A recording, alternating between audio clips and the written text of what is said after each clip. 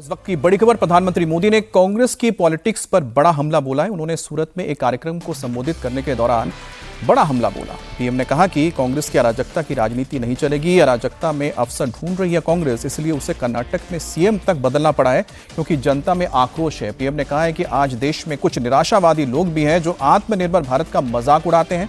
ये वही लोग हैं जिन्होंने भारत को कई वर्षों तक दूसरे देशों पर निर्भर रखा क्योंकि ये लोग भारत की तरक्की नहीं देखना चाहते थे। लेकिन आज भारत के 140 करोड़ लोग एक साथ विकास का सपना देख भी रहे हैं, जो सच भी हो रहा है। कांग्रेस की अराजकता में अवसर ढूंढने की राजनीति नहीं चलेगी। कर्नाटका की जनता में भी कांग्रेस सरकार को लेकर के बहुत आक्रोश है और यही कारण है कि कर्नाटका में भी कांग्रेस को सीएम बदलना पड़ रहा है। आज देश में कुछ निराशावादी लोग हैं जो आत्मनिर्भर भारत अभियान का मजाक उड़ाते रहते हैं। देश के इस संकल्प को वो लगातार नीचा ही दिखाते हैं। ये वो लोग हैं जिन्होंने हमेशा भारत को दूसरे देशों पर निर्भर रखा। वो लोग ये भूल जाते हैं कि दूसरों पर निर्भर देश विकास की वो ऊंचाई कभी प्राप्त नहीं कर सकता जिसका वो हकदार है। देखिए, प्रधानमंत्री मोदी जो बात कर रहे हैं वो विपक्ष की ओर है। विपक्ष लगातार सरकार के ऊपर आरोप लगा रहा है कि अर्थव्यवस्था ठीक नहीं है। लेकिन आप सोचिए कि वैश्विक हालत, जहां पर लगातार एक युद्ध 2022 से चल रहा है यूक्रेन और रशिया का, दूसरा इस वक्त मिडिल ईस्ट में जो हालात है, तेल के दाम आसमान छूने पूरे दुनिया में। लेकिन भारत की अर्थव्यवस्था आप देखिए, पिछले साल जो अभी जो आंकड़े आए हैं करीब 7.5% से ज्यादा है। अजीत जी 7.7 बिल्कुल। और जो अभी प्रेडिक्ट किया गया है 2026 से लेकर 2027 के बीच 6.5% से ज्यादा है। आईएमएफ यानी कि international monetary fund, world bank, दोनों ने कहा है कि 6.5 से ऊपर रहेगा। और वहीं अगर आप देखते हो चीन 4 से लेकर 4.5% की बढ़ोतरी हो रही है और अमेरिका सिर्फ 2% है। फिर भी आप कहते हैं कि कौन सी निराशा में जीने के लिए आप जा रहे हैं? देखिए, उसमें 2-3 पहलू हैं। जो एक राजनीतिक बात है प्रधानमंत्री की, वो अलग है। लेकिन उन्होंने जो ये बात कही कि कांग्रेस पार्टी अराजकता में अवसर देख रही है, ये एक बड़ी चिंता की बात है। आप मुख्य विपक्षी पार्टी को कोई भी ऐसा काम नहीं करना चाहिए है जिससे लगे कि अगर कोई स्थितियां ठीक नहीं है तो उसमें आप उसको और अराजकता फैला करके स्थिति खराब करें। ये नहीं करनी चाहिए। राजनीति हर व्यक्ति करे। राजनीति का अपना एक तरीका होता है। मुख्यमंत्री बदलना कांग्रेस का अपना काम है। बीजेपी ने भी कर्नाटक में मिड टर्म मुख्यमंत्री बदला था। लेकिन अराजकता की जो बात कही प्रधानमंत्री ने, कि जो इन्होंने कहा राहुल गांधी ने कि हमको इंटरनल हमको लोग मैसेजेस कर रहे हैं और इंस्टीट्यूशनल रिवोल्ट हो गया है, मुख्य चुनाव आयुक्त हमको कर रहे हैं, जुडिशियरी के लोग कर रहे हैं, ये एक अराजकता फैलाने की बात है। ये कहना कि प्रधानमंत्री नहीं रहेंगे और इमरजेंसी लगा सकते हैं, ये अराजकता फैलाने की बात है। आप लोगों को लगातार प्रोवोक कर रहे हैं। आप जेन जी के नाम पर नौजवानों को प्रोवोक कर रहे हैं कि वो सड़क पर उतरे और आंदोलन करें। ये प्रोवोकेशन आप, मैं इसलिए बोल रहा हूं, मैंने आंकड़ा इसलिए दिया सज्जन जी, क्योंकि आंकड़ा मैंने इसलिए दिया अजीत जी, क्योंकि आप प्रोवोक कर रहे हैं कि आपकी देश की इकोनॉमी गड्ढे में जा रही है, सब कुछ खत्म हो रहा है। तो आप खुद देखिए ना, जो फैक्ट्स आ रहे हैं, कुछ तो चीजें भारत आरबीआई दे रही है ना, सरकारी है, फैक्ट्स हैं, वो तो खुद विपक्ष के नेता है, वो कभी भी फैक्ट्स को चेक कर सकते हैं। दूसरा, वर्ल्ड बैंक और आईएमएफ बता रही है ना, दुनिया बता रहे हैं, पुतिन बता रहे हैं, डोनाल्ड ट्रंप बता रहे हैं कि भाई भारत के साथ हमें क्यों व्यापार करना है, क्यों एग्रीमेंट करना है, क्योंकि भारत की अर्थव्यवस्था सबसे तेज है इस वक्त पूरी दुनिया में। नहीं, देखिए, विपक्ष के साथ जो मूल समस्या क्या है कि आपकी लड़ाई जो है वो बीजेपी से है, जो सरकार में है।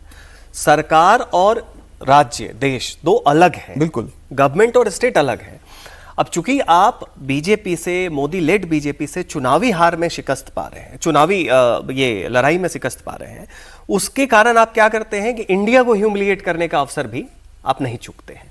ये बहुत बड़ी इमेच्योरिटी नहीं है, बहुत ही ये क्या कहेंगे, देश के लिए घातक है। कारण ये है कि कहीं भी आप देखिए कि विपक्ष के नेताओं का बयान जो है, आपका जो शत्रु देश है वो यूज करता है। दूसरा, जो एंटी इंडिया फोर्सेज हैं, वो टूलकिट की बात, कोई ब्रेकिंग इंडिया फोर्सेज जो हैं वो एकेडमिया में हो, इंटेलिजेंसिया में हो, डीप स्टेट हो और बाकी लोग हो, उनकी तरफ से जो थियरीज आ रही हैं उनके आईवी लीग इंस्टीट्यूशन से, उसको आप यहाँ आके पेडल कर रहे हैं।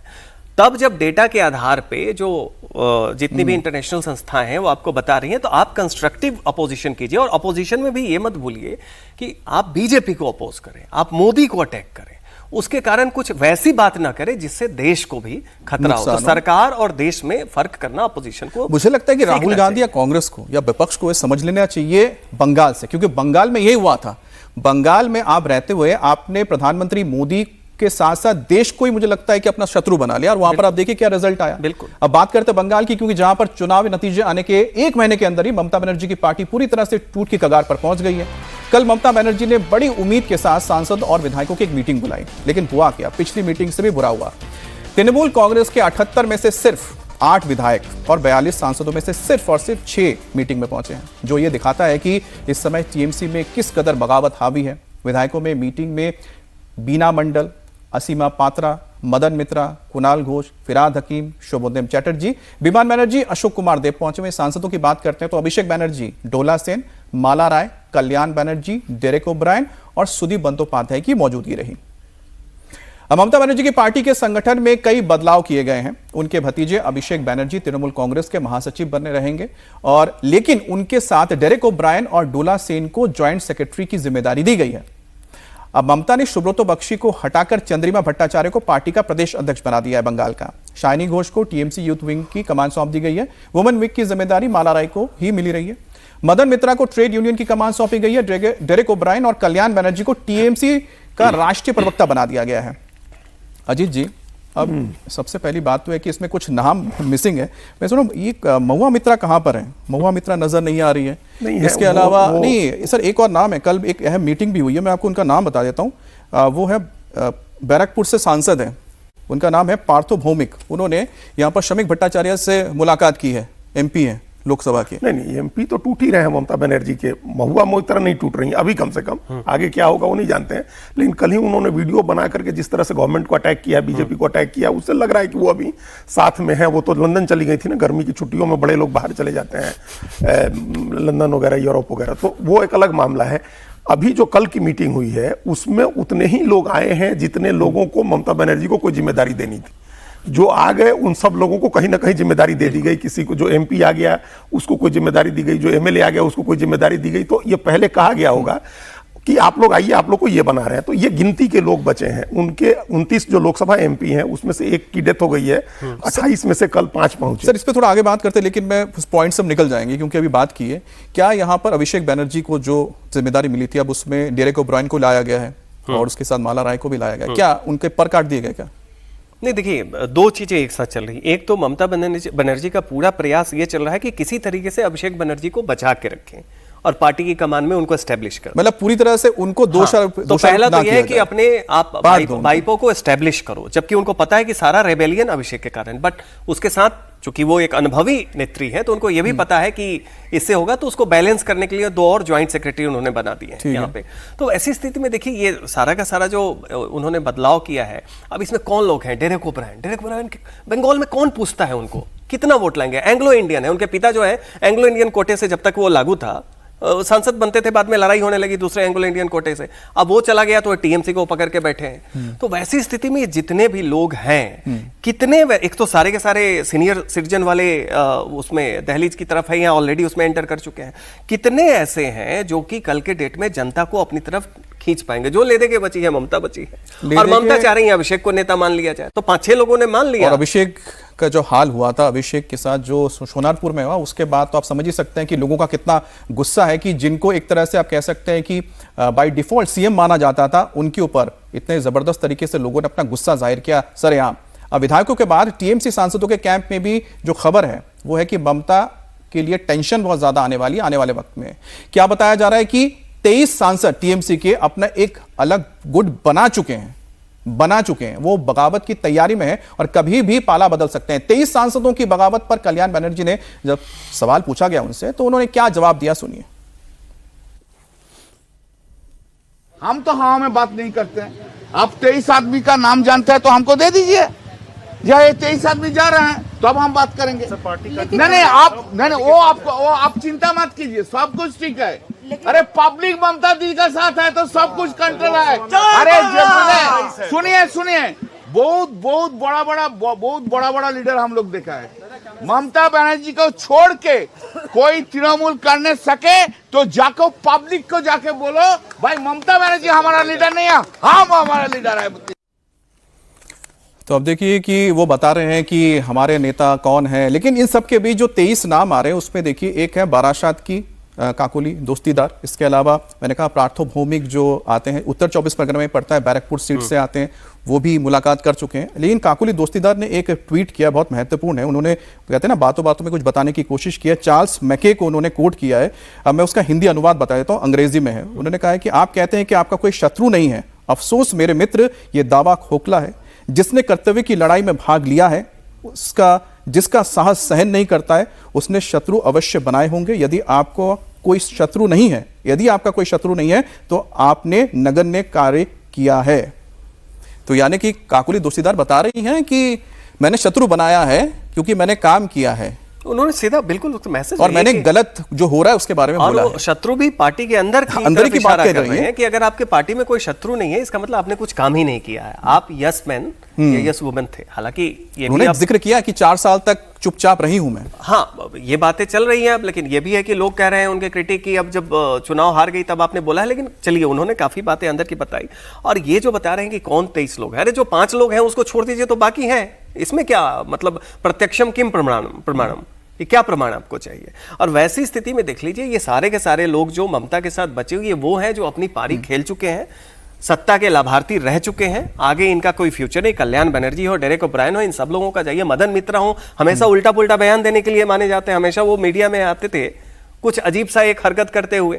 तो ये वो लोग हैं जो ममता के साथ ये समझते हैं कि अब इनका बाहर भी इनका कोई पूछ नहीं है, इनके साथ उम्र का कोई वो वैसा फेज नहीं बचा है जब इनको लगे कि अभी भी 10 साल 15 साल ये पारी खेल सकते हैं।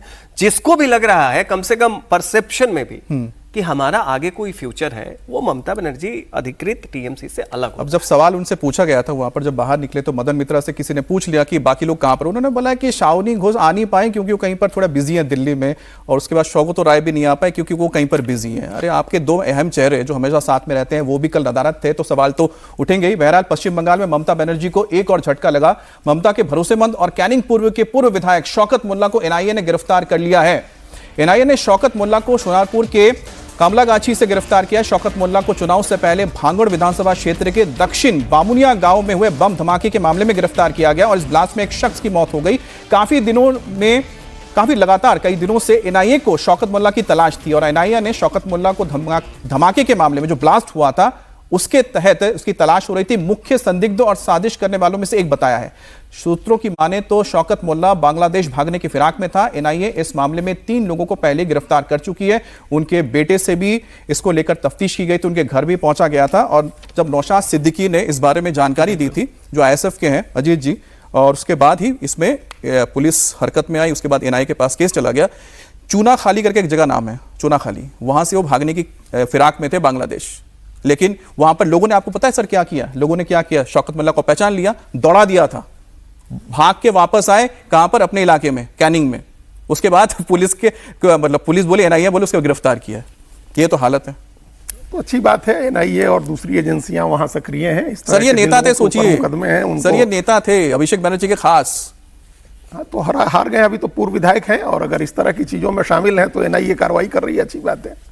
नहीं, इसमें और ये भी देखिए, जो कैनिंग पूर्व या कैनिंग पश्चिम में आप जाएं, एक तो वहां पे आतंक क्या होता है? आतंक मतलब आतंकवादी वाला नहीं, मतलब आप जाएं, हम लोग भी गए, आप चाहें कि जो भी किसी से बात करें लोगों से, तो एक तो मुस्लिम डोमिनेटेड एरिया है। भांगर में तो इन्होंने हिंदुओं को छोड़िए, वहां पे तो नौशाद सिद्दीकी के लोगों के ऊपर ये जानलेवा हमला हुआ था।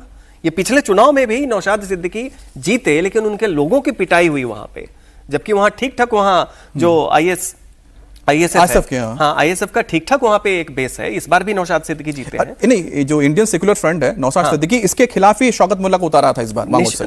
बिल्कुल निश्चित तौर पे। और ये पूरा का पूरा देखिए, साउथ 24 परगना जो डायमंड हार्बर मॉडल है, जिसको अभिषेक बनर्जी गुजरात मॉडल और बाकी क्या क्या मॉडल के पैरेलल में दिखाते थे, बेसिकली ये उसकी कलई है। ये मतलब वहां के लोगों से बात करें तो ये आदमी बम बनाने वाला पेशेवर हुआ करता था, इसको आपने नेता बना दिया। अरे जो बताइए कि देश के कानून के तहत जो विधायक रह चुका है, जो भाग रहा है बांग्लादेश में, तो आप समझ ही सकते हैं कि किस तरह का ये व्यक्ति होगा। बहरहाल अब बात हम करते हैं झारखंड की। 18 जून को जिन 24 सीटों पर राज्यसभा चुनाव होने वाले हैं, उसमें से 2 सीट झारखंड से है और जहां पर महागठबंधन की सरकार है। अब वहां पर पेच फंस गया है। अब ये पेच भी जबरदस्त है। इसकी बड़ी वजह है कांग्रेस द्वारा अपना उम्मीदवार घोषित किया जाना। अब कांग्रेस ने क्या किया? कांग्रेस ने यहां पर प्रणब झा को अपना उम्मीदवार बनाया। एक सीट पर जेएमएम ने अपना उम्मीदवार उतार दिया। अब सवाल यह है कि क्या जेएमएम दूसरी सीट पर भी उम्मीदवार उतारेगी? क्या नॉमिनेशन जो आखिरी दिन 8 जून है, झारखंड में कैसे पेच फंसा है, क्या गणित है, उसका भी हम आंकड़ा आपको यहां पर समझा रहे हैं। देखिए, अब जेएमएम के पास यहां पर 34 सीटें हैं, कांग्रेस के पास 16 है, आरजेडी के पास 4 है, लेफ्ट के पास यहां पर 2 है। अब बीजेपी का देख लीजिए, एनडीए देख लीजिए, यहां पर बीजेपी के 21 है, जेडीयू के पास 1 है और एलजेपी के पास यहां पर 1 है और आजसू के पास भी 1 है। अब एक अगर आपको अपना भेजना है राज्यसभा के लिए सांसद, तो आपको चाहिए 28 यहां पर विधायक। तो जेएमएम के पास 34 है, 28 हो गए, तो उसमें से 6 इनके पास बचे। कांग्रेस को अपना भेजना है तो 16 उनके पास है, 12 की उनके पास कमी है। अब 6 अगर वो लेते हैं जेएमएम से, तो आरजेडी से 4 लेंगे, कांग्रेस से 2 और लेंगे, तो 6 12, तो उनके पूरे 28 हो जाते हैं। लेकिन बीजेपी के पास यहां पर अगर देखा जाए 21 है, जेडीयू सब मिला दिया जाए तो 24 है, 4 उनकी जरूरत है। अब क्या यहां पर बताया जा रहा है जो जेएमएम है, अजीत जी, क्या जेएमएम ये कोशिश करेगी कि अपना कोई कैंडिडेट ले दे या बीजेपी कहीं से क्रॉस वोटिंग करवा ले, तो कांग्रेस के लिए तो खेल खराब हो जाएगा? ये हो सकता है। एक तो कांग्रेस ने बिना हेमंत सोरेन के साथ बातचीत किए, बिना सामूहिक रूप से करके अपना उम्मीदवार घोषित कर दिया। लेकिन कांग्रेस अपना कहती है कि हमारा क्लेम है, क्योंकि पिछले 3 राज्यसभा चुनावों से जेएमएम अपना उम्मीदवार भेज रही है। 2020 में उसने शिबू सोरेन को भेजा, 19 का चुनाव हार गए थे वो। 2022 में महुआ माझी को भेजा और 2024 में सरफराज अहमद को भेजा। तो 3 चुनावों से जेएमएम का आदमी राज्यसभा जा रहा है, तो कांग्रेस करी कि हमारा क्लेम है, हमारा पिछले 7 साल से हमारे 16 एमएलए के समर्थन से आपकी सरकार चल रही है, तो एक हमको चाहिए। हेमंत सोरेन की शिकायत है कि कांग्रेस ने बात करके कैंडिडेट नहीं अनाउंस किया, हम लोग को साझा कैंडिडेट अनाउंस करना चाहिए था, तो हम लोग दोनों सीट जीत सकते थे, क्योंकि बड़ी पार्टी जेएमएम है। हाँ, और वही उन्हीं के नेतृत्व में वहां चुनाव लड़ा जा रहा है, उन्हीं के नेतृत्व में वहां सरकार चल रही है। कांग्रेस ने अपना उम्मीदवार घोषित कर दिया। अब अकेले अपने दम पर कांग्रेस के लिए जिताना मुश्किल है। कांग्रेस के भी ज्यादातर एमएलए हेमंत सोरेन के ही संपर्क में है, वो जेएमएम के ही संपर्क में, चूंकि सरकार उनकी चल रही है। नंबर्स पूरे हैं, 56 उनके वोट हैं, 56 विधायक हैं उनके पास, 56 चाहिए जीतने के लिए। लेकिन कांग्रेस का इतिहास, वहां झारखंड का इतिहास हमेशा राज्यसभा चुनाव में क्रॉस वोटिंग करा है, कोई ना कोई बाहर से आगे जीतता रहा। और कल की मीटिंग के बाद जेएमएम के लोगों ने कहा कि हम दोनों सीटों पर उम्मीदवार देंगे। अच्छा, दे रहे हैं। अगर दोनों सीटों पर उम्मीदवार देते हैं और फिर एक उम्मीदवार बीजेपी का भी आएगा ही, तो 2 सीट के लिए 4 उम्मीदवार हो जाएंगे, फिर चुनाव बहुत घमासान हो जाएगा। फिर तमाम जो विधायक हैं उनकी चांदी रहेगी, एक सीट हेमंत सोरेन की पक्की रहेगी, बाकी के लिए वो अपना जो खेल होगा वो हम सब लोग जानते हैं। अगर जेएमएम उम्मीदवार नहीं भी देती है और कांग्रेस जेएमएम के 2 उम्मीदवार ही लड़ते हैं, मान लीजिए कि हम मान लें कि एक जेएमएम का और एक प्रणब झा कांग्रेस के, तब भी अगर बीजेपी उम्मीदवार देती है तो फिर लड़ाई क्रॉस वोटिंग होगी उसमें, फिर कांग्रेस, तब भी कांग्रेस के उम्मीदवार के लिए वहां चुनाव जीतना मुश्किल होगा। आप कह रहे हैं कि एक जेएमएम, एक कांग्रेस और एक बीजेपी, तब भी कांग्रेस के लिए मुश्किल होगी। क्योंकि अजीत जी बोल रहे हैं कि क्रॉस वोटिंग के मामले में कांग्रेस का रिकॉर्ड बहुत पुख्ता है। सिर्फ कांग्रेस का ही नहीं, वहां 4 आरजेडी के हैं। तो वो 4 आरजेडी के भी आप कैसे, आपको कोई कमिटमेंट तो है नहीं। बिहार में आरजेडी के साथ कांग्रेस का तालमेल खत्म हो चुका है, एक तरह से दोनों अलग अलग हैं। तो अगर वो 4 भी आपके पास कैसे आए? बीजेपी के अगर एनडीए में चले गए तो होगा, क्रॉस वोटिंग होती।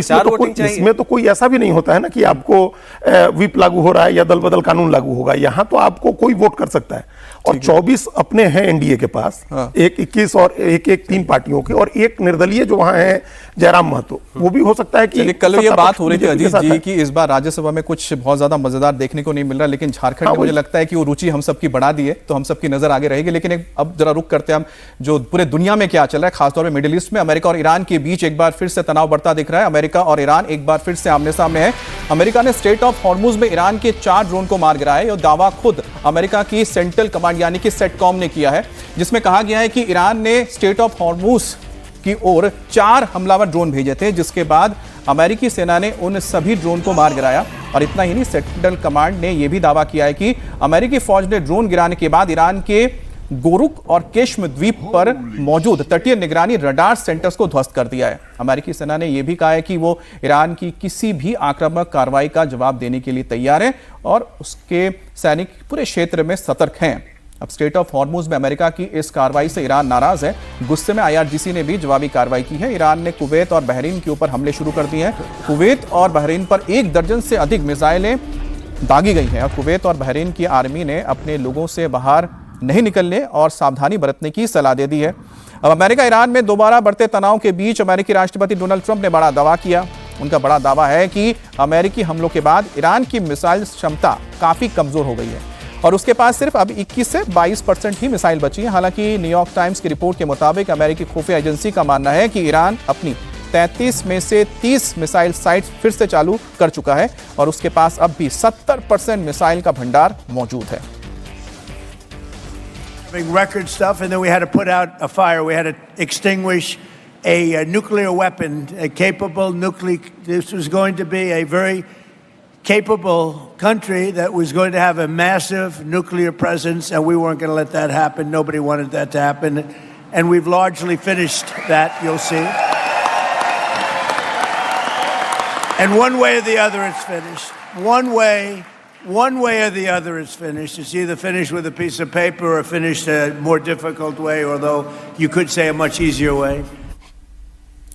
सज्जन जी, ये बात ना समझनी पड़ेगी कि एक तरफ डोनाल्ड ट्रंप कहते हैं कि हम जो चाह रहे हैं वही होने जा रहा है, न्यूक्लियर डील के बिना तो बात आगे नहीं बढ़ेगी और बात होगी। दूसरी तरफ आईआरजीसी बोल रहे हैं कि हमें $24 बिलियन जब तक नहीं दे देते हैं, साफ कह दिया है कि तब तक बातचीत आगे नहीं बढ़ेगी और ऊपर से हमले हो रहे हैं। तो कौन सा सीज फायर, क्या हो रहा है ये? नहीं, देखिए ये तो दोनों डील ब्रेकर हैं। आप इस तरह का डील ब्रेकर दोनों ही हैं। दोनों ही इस तरह का शर्त आप इसलिए रखते हैं कि सामने वाला आपको ज्यादा रियायत दे, कि ना तो अपना एनरिच्ड यूरेनियम ईरान डिस्पोज करने जा रहा है और ना तो अमेरिका जो है वॉर कंपनसेशन देने जा रहा है।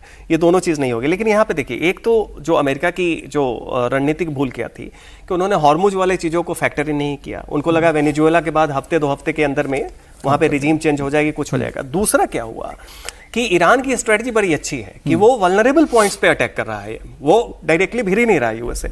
आप ईरान को मार रहे हैं, वो क्या कर रहा है, आपके अलाई देशों को मार रहा है, ठीक है, कुवैत पे, बहरीन पे, यूएई पे, सब चीजों पे। अब ऐसे में एक असिमेट्रिक जो वॉरफेयर है उसमें ईरान एक पैरिटी ला रहा है। 4 महीने हो गए, आप क्या कर लिए? ईरान ना तो सरेंडर कर रहा है और आज भी आप नेगोशिएट कर रहे हैं, शर्तों में भी एक वो लॉकजैम हो रहा है। तो ऐसी स्थिति में देखिए, जब तक ये डील ब्रेकर वाली बात से आप पीछे नहीं हटेंगे, और वो पर्सनैलिटी ना तो ट्रंप की है ना तो ईरान के सुप्रीम लीडर है, वो तो सिविलाइजेशनल कंट्री है, वो कोई भी ऐसी चीज नहीं मानेगा जिससे उसका एक नेशनल ह्यूमिलिएशन हो। और उसके पास अभी लेवरेज ये है कि आप जितना वहां पे अटैक करेंगे उतना वो आपके खाड़ी देशों पे अटैक करेगा जो अमेरिका के अलाई है, जहां पे अमेरिका के एसेट है। तो लगभग 100 दिन पूरे होने जा रहे हैं, लेकिन अब तक यहां पर मसला बिल्कुल भी आप जस के तस ही बना हुआ है। अजय जी, बहुत बहुत धन्यवाद। वक्त कम था इसलिए मैं आपका रिएक्शन नहीं ले पाया। धन्यवाद सज्जन जी।